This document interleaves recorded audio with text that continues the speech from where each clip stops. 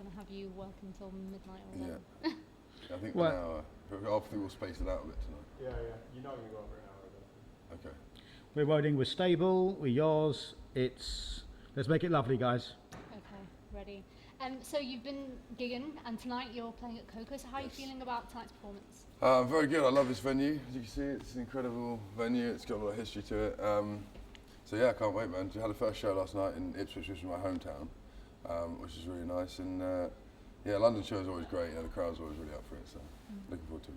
And how have the fans been reacting to some of your new material? Really good, man. Really good. I mean, it's been about 5 months now since the record's been released, so people have got the chance to get to know the record, and it's been a great reaction. I mean, we have a lot of fun on stage, and there's a lot of energy, and the crowd kind of feed off that. So every live show is just a really good time for us. I mean, but that's the thing. I mean, your debut album was a massive success. So when you kind of come out with new stuff, do you feel any kind of pressure that you need to recreate that in any way? Yeah. I mean, it's funny because I haven't really thought about like writing for the next record, and then suddenly I was doing an interview the other day, and someone said, "So you got to think about writing. You got to make it. You always want to make the next record better than the first." So there is that pressure, I guess, but I don't think you can put that on yourself too much because I think that might hinder your creativity. I think you just got to write for yourself, and as long as you're kind of happy with the outcome, I think that's what you've got to aim for, and then just hope that everyone likes it afterwards. And when you are writing, I mean, where do you? Does kind of inspiration come to you at random places, or do you sit yourself down and set yourself a task that you're going to write a song for? I mean, purely because I'm so busy, doing stuff a lot of the time, I do need to set out writing time. I mean, when I'm away, in other countries and stuff, I always try and have a guitar with me, so if I want to start writing, I can. I mean, inspiration can come from anywhere. Often I end up wanting to write after I see a film. Like, film inspires me to write music a lot. So actually quite a few of the albums on my last, the tracks on my last album were written straight after I saw films, and I was like really inspired to write. But I tend to kind of, have a block 2 months where I'll say to my management, look, I just want to go away and write now. I don't really want to be doing too much promotional stuff, just so I can really focus my mind on that task. And I think that helps, because if you're kind of flipping between doing things, it kind of breaks your creative cycle, I think.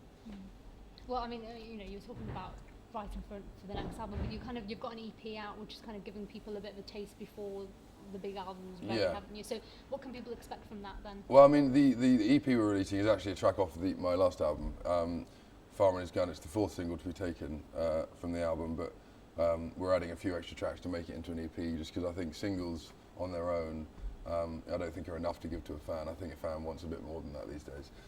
So there's 4 or 5 tracks we're giving away with it, and I mean, it's just a nice way really to round off the Young Pilgrim campaign, and then I'm going to really set my sights on the next thing, on the next album. And have you thought much about that? I mean, I know you said you're kind of still dealing with the first one. Yeah. I have thought about it, but only in really just thinking about maybe ideas of. I think the direction is going to stay very much the same, but as I say, until I actually get a guitar in my hand, it's difficult to visualise these things. But I've been thinking about, how I want to go about it. Definitely, I mean, I'm always thinking about it, to be honest. Well, I mean, the interesting thing about you is people have really seen you evolve from a kind of teenage boy pretty much into a man, and also, your time at Busted, your music's vastly changed. So how have you seen the way you've evolved as a musician and the way that you approach music now compared to when you started out? I think I don't know. I mean, I think over the years I've learned a lot about myself as a songwriter. I think as you get older, you take a lot more in.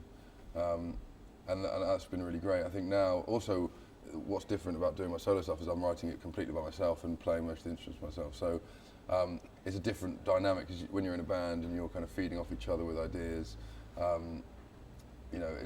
that's a great scenario for that. But for what I'm doing now, it's nice just to have full creative freedom. Just think I can do whatever I want, and there's no barriers, that I have to adhere to. So.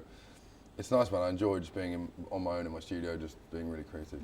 I mean, do you think in a way that the solo stuff happened at a right time for you, in the sense of you being a bit older and having a bit more experience? Yes, do you think definitely. You couldn't have done it maybe 6, 7 years ago? Yeah, definitely. I think that's true. I think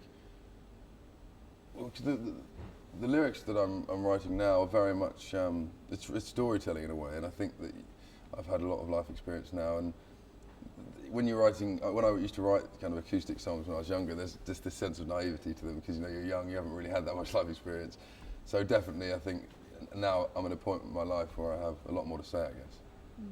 And let's talk a bit about touring, because you've been pretty busy since you know the album came out. Yes, very busy. So where have you been? And you know, you mentioned obviously prior to recording that you've been in America. So tell me a bit about that whole experience. Yeah, so the first tour we did after the album came out, I toured around the UK, which is the first part of the Young Pilgrim tour, and then I went over to Texas to play South by Southwest Festival, which is unbelievable. I loved it. I mean, I've wanted to play it for a long time.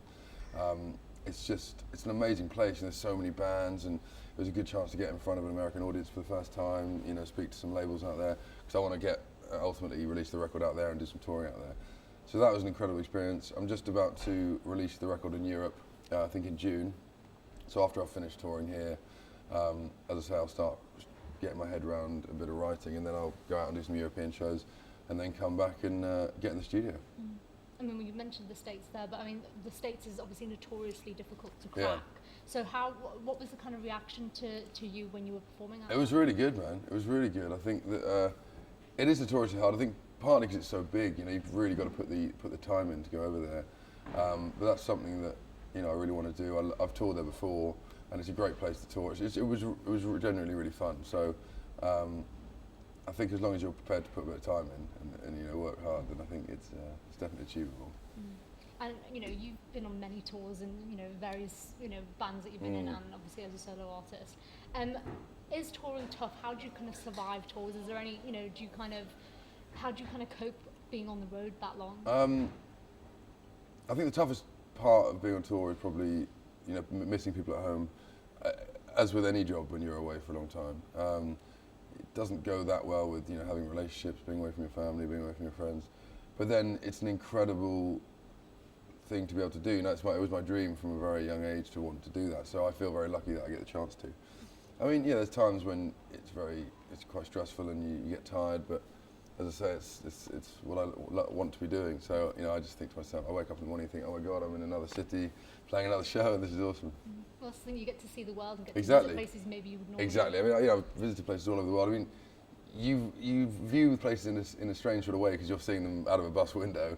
And when you get days off, you get to go and experience a bit of the culture. When I was in Japan, I had a great time. Really got to go and see, a different culture in its entirety, and that was really nice. But it is a bit living out of a suitcase. You've got to get used to that kind of vibe of life. But I wouldn't change it for the world. And on your kind of travels around the world, I mean, where's been the kind of most memorable gig, maybe the most unusual kind of gig? I might be going out to play a gig in Siberia soon, which would be cool. I'm thinking about doing something. I had this idea to go and play the coldest place on Earth, which is going to be minus 53 degrees or something. So I think if that ends up happening, that'll be the weirdest gig I've ever played. Will you be able to play? Yeah, I don't know. I just thought I'm going to have to wear really thick gloves, and I don't know how I'm actually going to play the guitar. But if that comes off, man, that'd be really cool to do. That sounds good. Sounds like you've got a little plan. Yeah. Well, great. Well, I think we're done. Cool. Thank you very much. Are you okay to do? Oh yeah, actually, can I ask you about the Olympics? I'm kind of asking everyone about this. Olympics coming up 2012. Yeah. Are you excited? Are you into sports? I'm excited. I applied for tickets, didn't get them. I mean, I was kind of annoyed the way they did the ticketing system. I mean, I know it's very hard to get it right, but I really hoped I'd get some tickets and didn't manage to. And there's a lot of people I know that didn't get tickets either. But saying that, it'll be great to have the event in London. Definitely going to go and get involved with the activities and stuff. And it'd just be great to have an event that legendary in London. So yeah, can't wait. And as a kid, were you ever sporty? Are you a sporty person?